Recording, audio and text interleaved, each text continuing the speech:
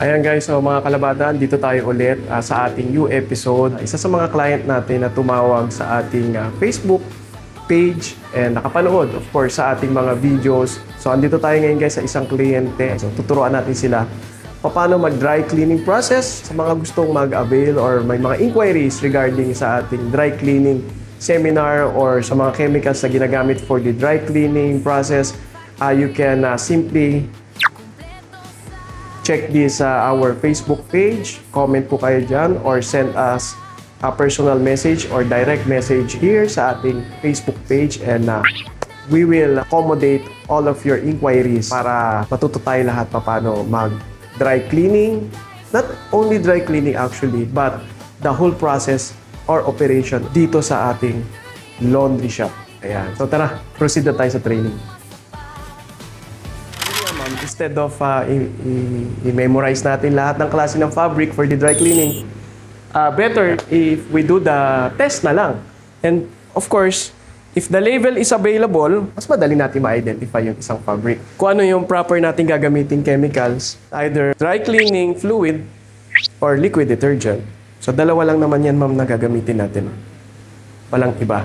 Pag-ingat lang din tayo sa mga supplies, especially sa dry cleaning fluid. Nakwento nga natin yung early stage ng dry cleaning before this dry cleaning fluid introduced or discovered. Ang ginagamit talaga dati is kerosene. Ang pinagsimulan is clay and ammonia. After that, kerosene.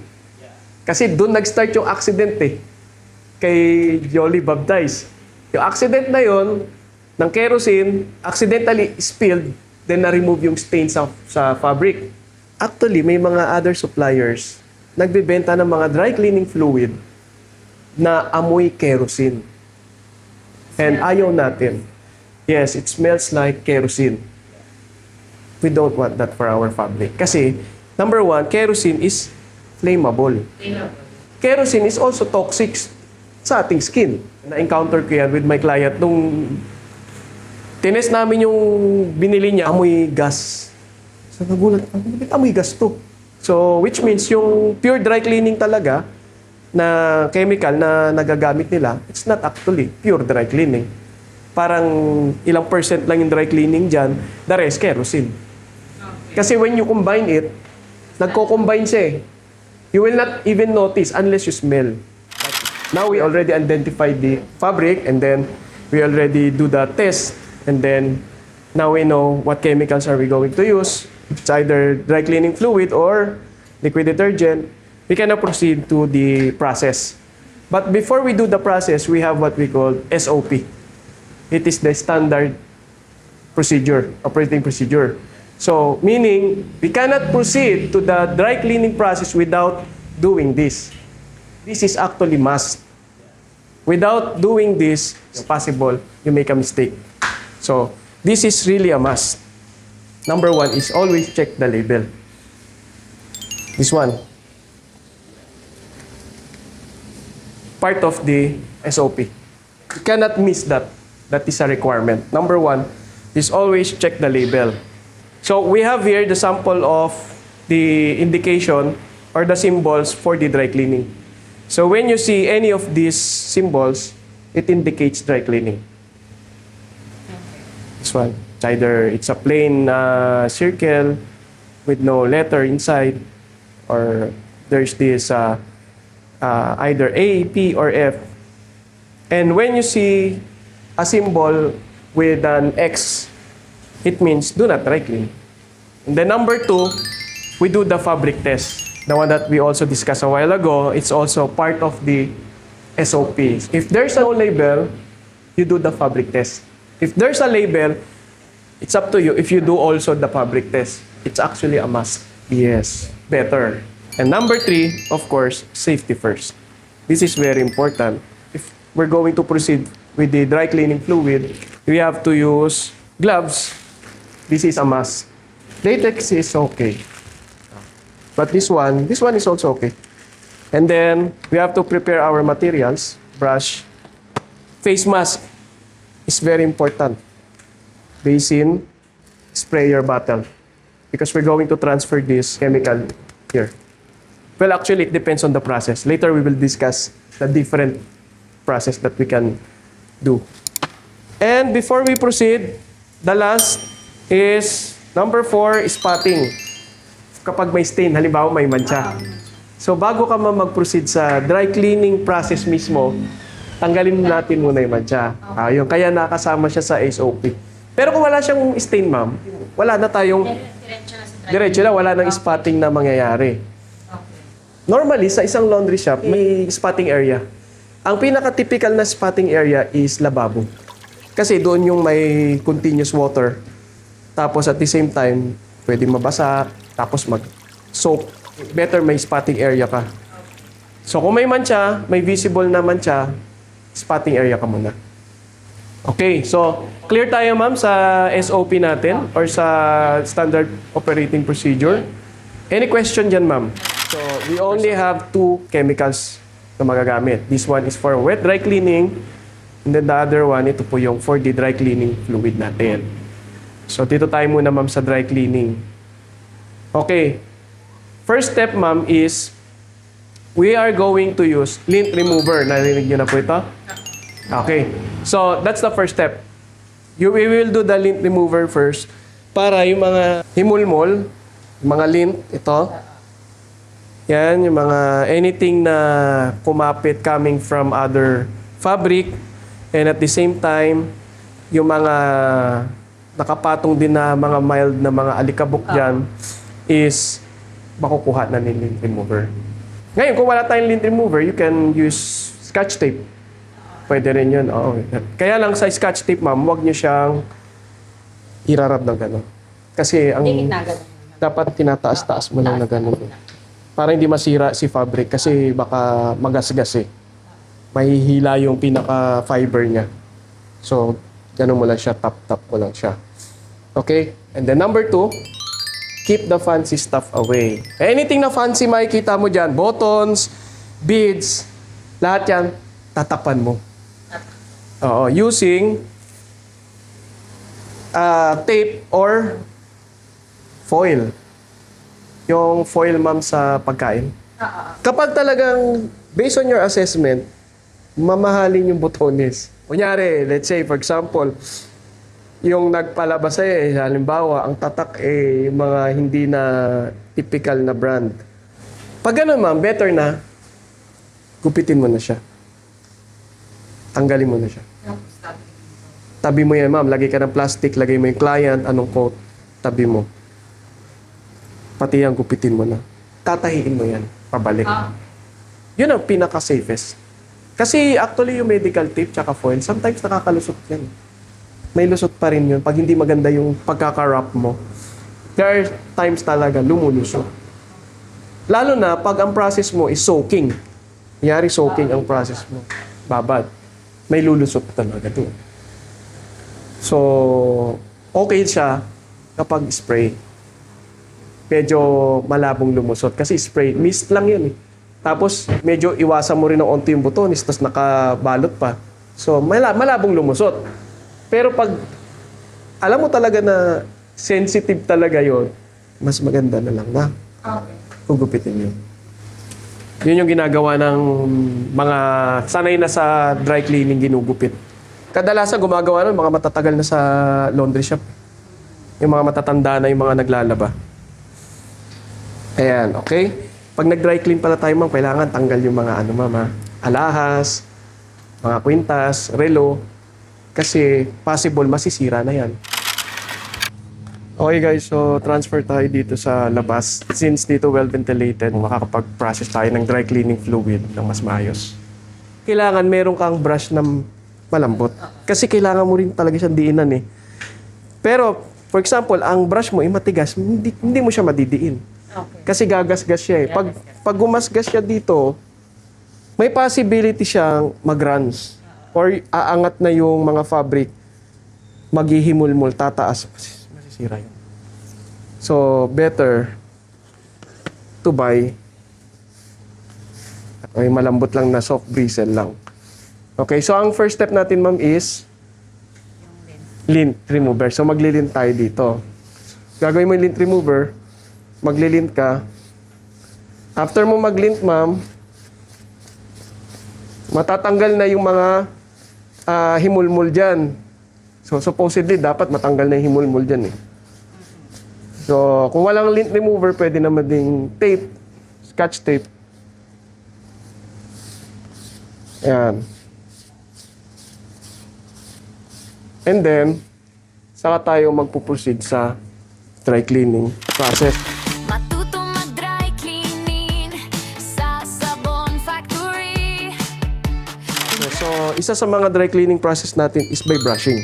So, maglalagay tayo dito ng small amount. Titipirin din natin kasi medyo mahal eh. Medyo expensive din yung chemical. So, kailangan ma'am, yung table mo, malinis. Protection. Pwede ka mag-eyeglass. Face shield, pwede rin face shield, ma'am. At least may eye protection ka. Tapos, start ka, ma'am, sa arms. Sa kamay. Yan. Pa-brush mo lang siya, ma'am.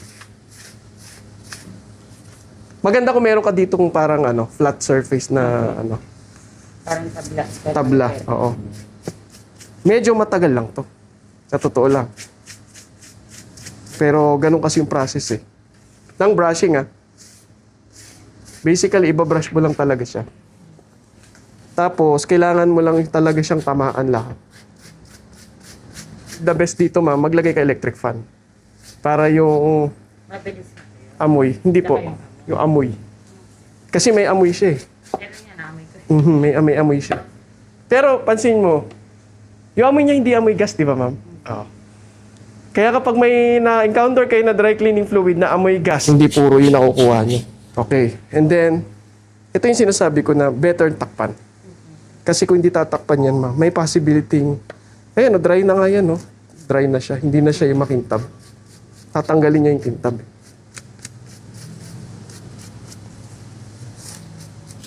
Okay. Pagtapos ka na dyan, proceed ka sa kabila. Kung ano yung katabi, unahin mo. Kasi nung nabasa to, ma'am, kakalat yan dito yung basa eh. Para at least hindi agad matuyo. Magagamit mo pa yung chemical dito. Pag dito ka na kaagad, Ayun na to. matutuyo na yan. O, di sayang naman. Yung basin natin, ma'am, maganda kung mas malaki-laki. Tapos, pagdating sa packet, check mo kung nabubuksan. Kung hindi, pati loob. Kasi hindi man nakikita ni client, at least ginagawa nating tama. Kasi may iba, nini-skip nila eh, kasi hindi naman nakikita ni client kung nililinisan yung packet eh. Pero sa atin, gusto natin maayos. Ayan. Tolerable sa iyo yung amoy, ma'am, o medyo matapang?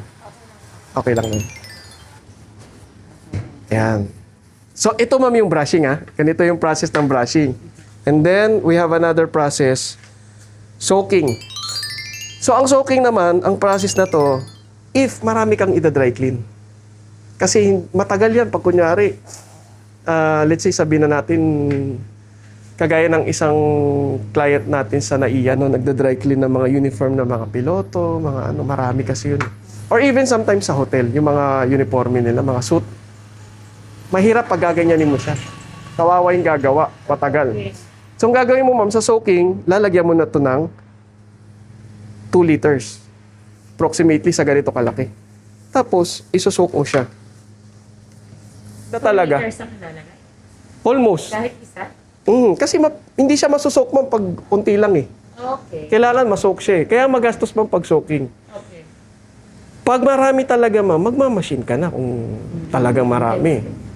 So, ang mangyayari, ma'am, after 5 minutes, inspect mo siya, and then, same thing, you will do the brushing ulit. Magbabrush ka talaga. Kasi, walang nangyayaring mechanical action man pag soak lang eh. Ang logic lang doon, mas na-absorb ni suit yung chemical, kaya mas madali niyang tinanggal yung dumi. But then, may matitira pa rin eh. So, kailangan mo pa rin siyang i-brush. Pero hindi na kasing tagal nung kanina, yung talagang ang tagal-tagal. Pwede mo na rin siyang actually i-brush. Pag kulang ang chemical na ginagamit mo, hindi malilinis. Kailangan balance lahat yan. Yung chemical na gagamitin mo, kailangan tama yung ratio o dosage. Pag kulang, sayang yung laban mo, parang hindi lang rin nalinis. Yung time mo, dapat wag mo titipirin na matapos ka agad yung cycle, yung ikot. Dapat makaikot ng tamang sapat na oras yan. Sapat na minuto para makuskus niya maigi. Yung kuskus na nangyayari, yan yung mechanical action. Yung ikot. Kasi kumukuskus eh. Mahalaga din yun, ma'am. Pag wala yung mechanical action, parang sabihin mo dinaan mo lahat sa chemical at saka sa minuto ng tagal ng paglalaba, yung paglinis mo. Iba pa rin pag may kuskus. Yun yung ginagawa natin dito. Kasi ito ma'am, pag sinok mo siya, walang kumukuskus. So kailangan mo pa rin siyang barasin para may kuskus. Malilinis siya kung malilinis, kaya lang ang problem, kulang. Kasi wala siyang mechanical action. So ang mechanical action natin yung pagkuskus. Para totally na mas madali siya, mas maganda na matanggal yung dumi. So yun yung soaking natin, ma'am. Ang gagawin ngayon dito, ma'am, is by spraying. Ito yung pinaka-common, ma'am, kasi mas madali siyang gawin. Saka matipid eh. So same thing, ma'am, kailangan tamaan mo yung lahat ng part ng suit. So pati sa ilalim dito kasama, ma'am. Yan. Okay lang na simulan mo siya sa loob. Okay lang rin simulan mo siya sa labas. Walang mechanical action na nangyayari sa spraying. Di ba? Isipin mo lang, ini-spray mo lang siya ng chemical. Parang soaking siya na tinipid eh. Instead na soaking na lumubog, parang ini-spray mo lang. So, mas maganda may brush. So, wala naman na to kung saan ka mag-start. Ang importante, lahat yan tatamaan mo. Tapos yung spray lang, kailangan spread siya. Kaya yan, ma'am, oh. Pababa, pataas, pababa. Tapos huwag mo titipirin. Hindi siya ganun ka-sensitive, kaya hindi na natin tinakpan. Pwede mo siya i-brush. Pag hindi ka nasasatisfy, pwede mo siya i-brush. White pa.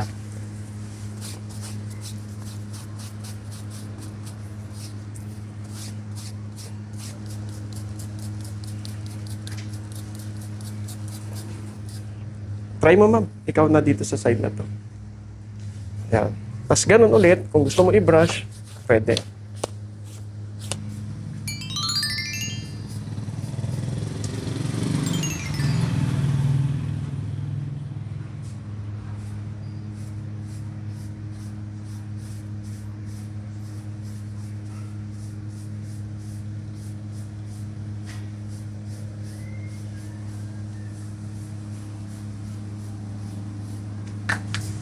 Up and down, di ba? Up and down. Nagets mo na, ma'am, yung sa spray.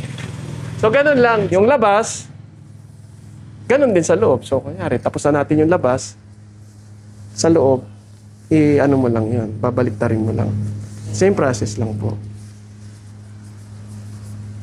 Ganun ulit, ma'am, yung procedure. Yan.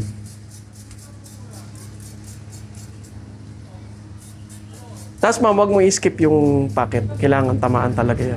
Sprayan mo yan, ma'am, yung loob. Kasi di ba, akala natin sa labas lang yung dumi, di ba? Pero actually, ma'am, nasa loob yung pawis. Kaya ang init pa naman yan.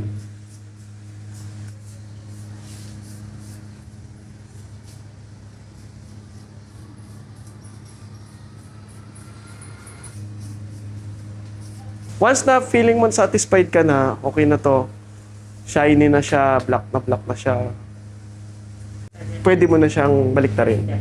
Unless hindi ka pa satisfied, ulit-ulitin mo pa siya, malinis siya. Tapos, ang gagawin yan, ma'am, mabilis na tumatuyo eh, tayo natin matuyo. Seconds lang yung matutuyo. Less than a minute. Tapos, papagpagin na natin to. Yun yung papagpagpagin siya. Para malaglag yung mga alikabok na nilabas niya.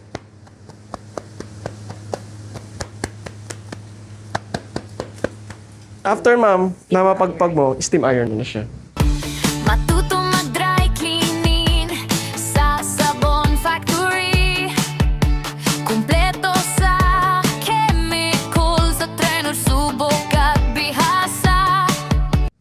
Ngayon, wala siyang amoy. Huwag mo siya isprayan ng finishing spray.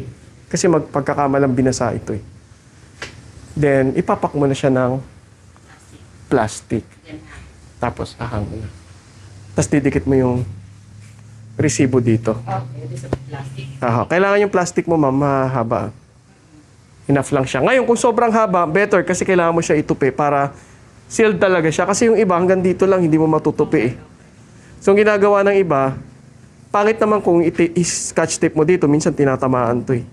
Hinahayaan lang nila. Pag ganon, okay lang yun kapag kinuha rin ni client yung suit. Pero kunyari, umabot ng mga 2 weeks yan, makaka-absorb ng alikabok eh. Okay. So, possible magpalit ka ulit ng plastic or i-redo mo ulit yung process kasi may alikabok na. Ang turnover ng client nito, ma'am, pag nagpa-dry clean, advise mo sila ng mga 4 to 5 days. So, ganun lang kadali ito, ma'am. So, ang application natin is by spraying. Matuto mag-dry cleaning sa Sabon Factory. Kumpleto sa chemicals. Ayan. So, lagay tayo ng water, ma'am. Yeah, enough para masok natin yung ating barong. May dalawang scent tayo. Meron tayong Morning Dew o Morning Breeze, tsaka Dandy. Mga dalawang takip lang nito para at least enough na yung degreaser ng liquid detergent, enough na para matanggal yung dumi. Tapos, kakanawin mo siya, ma'am, para ma-dispense, kumalat ng tama, pantay yung degreaser ng liquid detergent. Yan. Pag tingin mo properly na siya na na-dispense dito, nahalo na, is same thing, ma'am, SOP natin, i-check mo muna yung, wala naman siya label. Pwede ka rin mag-conduct ng test kung gugustuhin mo. Pero since barong siya, alam natin na wet siya, ang iingatan mo na lang is yung tones. Since itong barong na to, dumaan na to ng napakaraming demo na, so alam na natin na hindi siya ganun ka-sensitive. So safe na siya. So ang gagawin na lang natin dito is inspect natin. Again, ma'am, hahanapin mo kung meron diyang stain, may malalang mancha, doon ka muna. Part ng SOP natin, ipi-pre-spotting mo yan. Ayan. Since may ganyan. Ngayon, para hindi ka pa ulit-ulit, diyan ka muna mag-focus. Subukan mo muna siyang spot. Pag di siya natanggal, ma'am, pwede tayo gumamit ng mga hard chemicals, kaya lang, again, baka mabutas kasi siya. Ayan. Kagaya nito, ink to eh. Ink ng, pwedeng ink ng ballpen or ink ng pentel pen. Pag di siya nakakuha, hindi na natin ipipilit. I-inform lang natin si client. Pero actually, dapat yung pag-receive pa lang nito, ma'am, nakita niya. Tapos in-inform na si client. Nakita ko na kanina. Nakita niyo na kanina. Ngayon di siya matanggal. Tatry natin ngayon na sprayan. Yung portion lang, ma'am.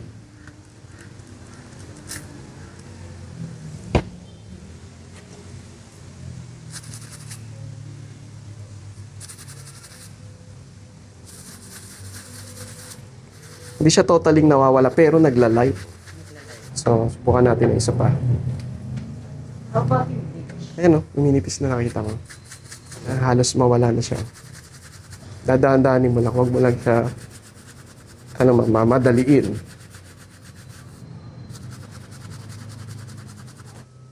Repeat and repeat lang yan, ma'am, hanggang matanggal. Kaya ang dry cleaning, hindi mo mamadaliin, ma'am. So, isa pa.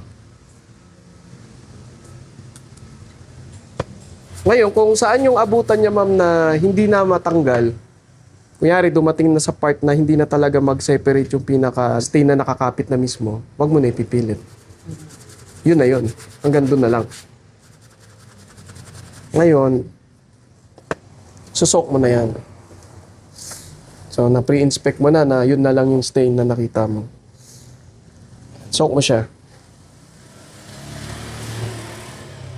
Yan. Tapos, leave it for at least 15 to 20 minutes. Para yung degreaser nung liquid detergent natin kumapit. For example, 20 minutes na, 15 minutes na, ma'am. So, dito papasok yung brush. Hahanapin mo na ngayon yung mga portion na may mga dumi talaga na makikita mo, visible. Dito madalas sa kwelyo. So, pa-brush mo na dito. Kaya maganda yung malambot na brush Kasi pwede mo siyang diinan. Unlike pag matigas, toothbrush matigas pa yan actually.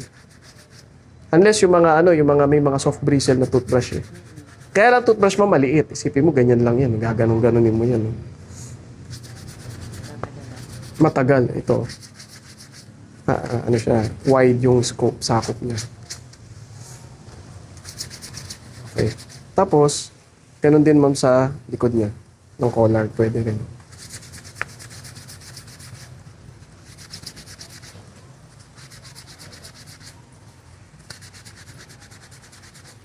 Ayan. Tapos, sa may mga buttons. Itong portion na to.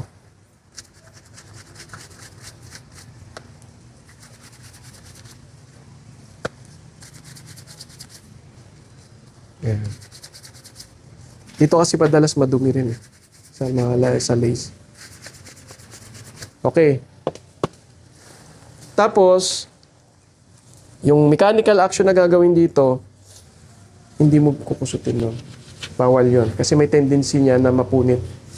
So, ang gagawin mo dyan is pipigain mo lang yan. So, pagbabad mo, since mataas yung degreaser ng detergent natin, HA detergent siya, 20 minutes mo nababad, so pipigain mo lang siyang ganyan para ma-press yung mga dumi at malaglag dyan. So, ganun na rin. Ganun na rin yung sa may fiber sa gitna. So, ulitin mo na lang rin yan, ma'am. Yan. Sige, ma'am. I-try mo, ma'am. Ikaw ba? Yan. Baliktaran yan, ma'am. Back and forth.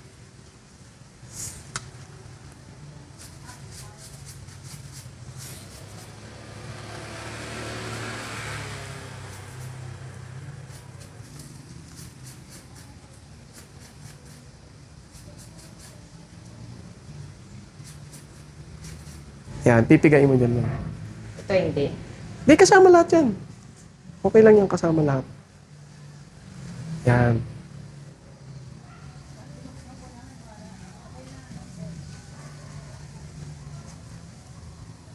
Huwag mo lang siya gaganunin, mama. Yung pipigain mo lang talaga. Huwag mo siya iti-twist. Yan. Yung procedure na yan, yung ginagawa mo, ma'am, ganyan mo rin siya babanlawan. Ganyan na ganyan din. Okay. Tapos lulubog mo ulit, ma'am. Para mabasa ulit siya. Dudulas yung dumi. Yan.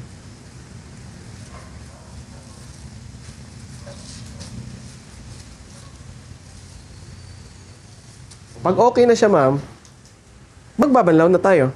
Tapos yung banlaw, ganyan na ganyan lang rin ang procedure. Actually, mas maganda magbanlaw pag running water kasi makakailang palit ka na gano'n, matrabaho. Pag running water, mas mabilis siya. Ganon din ang procedure mo, ma'am. Hindi mo na siya magbabatay. Dire-dire. Oo, pwede na siya dire-diretso. Piga-piga ka na lang Mas mabilis. Pwede mo na ito consider batcha na rin, Kailangan malinis to lagi. Huwag mo lang gaganon, ma'am, ha? Huwag mo lang gaganon. Baka may mapupunit dyan, Hayaan mo lang siya kung hanggang saan lang abutin ng tuyo niya. Hang dry ito, ma'am, hang dry. So, pag natuyo po, ma'am, ito, pwede nyo po ito planchahin. Okay. Pwede siya na flat iron. Very flat iron. Oo, pwede siya. Kung parang sa hindi ba pwede siya na-steam? Pwede rin. Pero karamihan ng barong fina-flat iron Kasi may barong na lalo na yung pinya, medyo makapal, matagal siyang i-steam. Okay. Pero depende pa rin sa steamer mo. Pag ang steamer mo, ma'am, industrial grade, mainit talaga, kaya niya. So kung hindi naman, pwede mo siya i-flat iron, medium setting mo lang siya. Okay lang rin naman. Ang pangit lang kasi dito pag flat iron mo, ma'am, mayroong ganyan. Yan, may guhit. May fold. May fold kasi yan. Yan. Pangit tignan. Kaya yung iba, ini-steam para matanggal yan. Ayun. So, ayan, ma'am. So, after nito, ipa-plastic niya na ulit pag natuyo. Then that's it. May amoy siya. Very mild lang. Amoy lang na nalabahan. Very mild. May mga client minsan naghahanap na talaga mabango.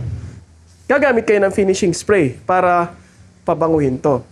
Ngayon, Gagamitin siya, ma'am, sa harap ni client. Wala po siyang masyadong fragrance. Kung gusto nyo, sa harapan niya, ma'am, kung gusto nyo, ma'am, meron kami pabango. Pabangohan natin ngayon. Libre lang naman. Pag sinabi, oh, sige, sa kanya palang spray. Ganon din, ma'am, sa suit. Okay. Kasi ang alam nila, secret nga eh. Ang alam nila, dry cleaning process. Di nila alam na ito nilabahan nyo. Okay. Oh, so ganun din. Yung suit talagang dry cleaning process yan. Pag na-receive niya, ba't ang bango? Baka nilabahan nyo yan. So, hindi ma'am, ito nga, isprayan natin sa harapan nyo. Ano bang gusto nyong scent? Paamuyin nyo siya. O, ito na lang. Sa kanya, spray sa harapan. Bigyan nyo sa kanya. Ganun, ma'am, yung ano. Any question, ma'am, sa barong? Sabon Factory, de kalidad na presyong pangmasapat. Available sa Shopee at Facebook. Ito, ma'am, ang mga stuffed toys, hanggat maaari, pag hindi mo siya nalinisan na hugasan ng matagal, kahit nasa kwarto lang to, huwag mo itabi sa anak mo. Kasi, Alikabok. millions of microbes ang naka-accumulate nito. Napakarami nito kung alikabok. Nakalagay lang yan sa container.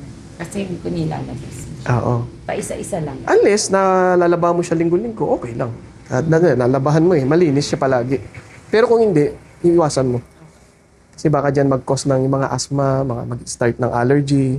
Ang number one titignan mo dito, ma'am, is yung mechanism kung may baterya. Pag may client ka at may nagbigay na stuffed toy sa'yo, i-check mo agad kung may mechanism. Kasi kung may mechanism, kailangan mo siya inform kagad. Sir, may ano ba mechanism? Kasi ang procedure nito mababasa, sir. Wet dry cleaning yung gagawin natin.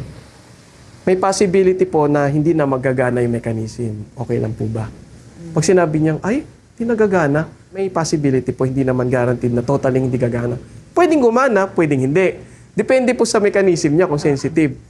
Pag sinabi niya, paano pag di gumana, babayaran nyo? Sir, yun po in-inform namin sa inyo kasi pag pababayaran nyo po kami dahil hindi siya gumana, hindi na lang po natin i-accept. Kasi may chance nga po na hindi siya gagana, mababasa kasi. Problema, ma'am, pag nabasa, hindi mo matutuyo yung loob. Kakalawangin. Yung mechanism magkakalawang. Doon siya start na hindi nagagana. Pag pumayag siya na okay lang. Tagal na rin naman yan eh. So, pwede mo na siya i-proceed. At least, sinabi mo sa client yung totoo. So, pag wala naman, ang pina-checkin mo, ma'am, how sensitive yung fur niya. Kung mabilis siya mapigtas, gaano kahaba yung fur. Tapos, titingnan mo rin kung saan yung bagsak ng fur niya. Kung let's say, paganyan ba yung fur niya, nung nireceive mo, pataas ba, pababa. Kasi, most likely, dun mo rin siya i-finish. Ang kailangan mo lang din dito, ma'am, may blower ka. And then, meron kang suklay. Mas maganda yung suklay na flat. Flat. Maganda wag brush kasi pag ginano mo yung brush, kakapit eh. Mas mahirap patanggalin. Ganon din, same with the clothes, you have to check the label. Kasi ibig sabihin ito, hindi siya ordinary o hindi siya yung typical na pamigay. Ngayon babasahin natin, mama. Machine wash. Ibig sabihin, pwede siya washing machine. Ayan, Maximum 40 degrees. Ibig sabihin, wag masyadong mainit. Kasi ang 40 degrees, mainit na yan, ma'am. Di ba, pag nilalagnat tayo, 37, may lagnat na tayo, 40 pa kaya, di ang init nun. Mild process. So, sa washing machine, wag masyadong i-heavy duty yung operation niya. Gentle lang. Tumble drying. Pag sinabing tumble drying, ma'am, pwede siyang spin. Ibig sabihin, pwede siyang ilagay mo dyan, tapos spin lang para matuyo. Pero I do not recommend yung ganun. Much better, hang dry. Ibig sabihin, pag na-process na natin dito, sampay mo na lang talaga. Do not iron. Do not dry clean. Ayun. So, bawal siya i-dry clean. Ayun na, klaro. So, ganun ang mangyayari dyan, ma'am. So, syempre, inspect mo na naman if there's any mechanism inside. Yung ice, check mo. May mga ice kasi, ma'am, na made of buttons. Yan. Titingnan mo kung mapipigtas na ba. Ganun din to. Save lang. So, ito, kung makita mo na wala namang mechanism, walang tag, so, pwede mo siya sabihin na ordinary lang to. So, madali lang to. Para ka na nag-hand wash ng damit. Ginamit na natin to, ma'am. Huwag mo na siya i-reuse. Okay. So, papalit tayo ng water and then, lagay ulit tayo ng liquid detergent. Pag ni-reuse mo kasi, yung dumi ni barong, lilipat naman dyan. So, ang tendency, parang di na natin nalinis. So, tapon na natin ito, mama. Water level natin dito, not necessarily na lumubog siya. As long as na enough lang yung water para mabasa yung ating stuffed toys. So, ganun din, lagyan natin ng appropriate amount ng liquid detergent. Ganun pa rin, you have to soak for about 15 minutes to 20 para ma-absorb niya yung degreaser ng detergent natin.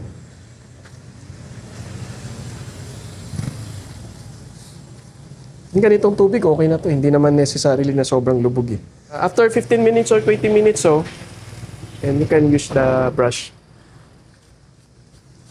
Ganun lang naman kasimple to, ma'am. The only risk lang dito if there is a mechanism here. The one that has battery. Speaker, battery. You cannot promise to your client that it will function as normal after the procedure. So, ganun lang, ma'am. Ganun lang kadali. Ibabrush mo lang din siya. Yes. Yung sinasabi ko na mga alikabok, mga microbes inside, na ano niya, accumulate, stuck sa loob. Pipiga-pigain mo rin siya, tapos saka mo siya ibabrush. Para lumabas. So kahit black, color black yan, ibabrush mo pa rin yan kasi hindi lang nakikita yung dumi tsaka alikabok niya. Pero meron yan. So with this, what are you using? Liquid detergent, sir, this one. Regular? Regular. This is the wet dry cleaning process. Dinala mo na to before sa laundry? I put that in the washing machine. Tapos hindi nila nalinis? I put this Sige, let's try it here. now. Okay, so ingat ka lang sa mga fur, mama, yung balahibo. Especially pag nakatanggap ka ng mga pusa-pusa. Maninipis yung balahibo ng stuffed toys nun eh. Pusa. Yung mahaba na ano. Ito, bear kasi kaya intact yung ano niya eh. Intact lang siya. Pag mga pusa, mahaba yung ano, natatanggal. So, ganun din. Kailangan mo rin siyang i-press para lumabas yung mga alikabok sa loob. Kasi, pag di mo siya ipipress, nandyan lang rin yung sa loob. May matitira. So, kailangan mo siyang palabasin. Yan. Malinis yung labas, pero madumi loob. So, kailangan mo siyang i-press.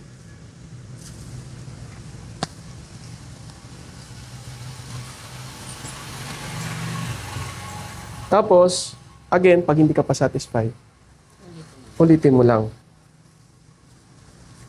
Kaya itong dry cleaning, ginagawa to. Pag wala masyadong client, time consuming din eh. Kung mamadaliin mo naman, mako-compare ka ni client sa ibang laundry.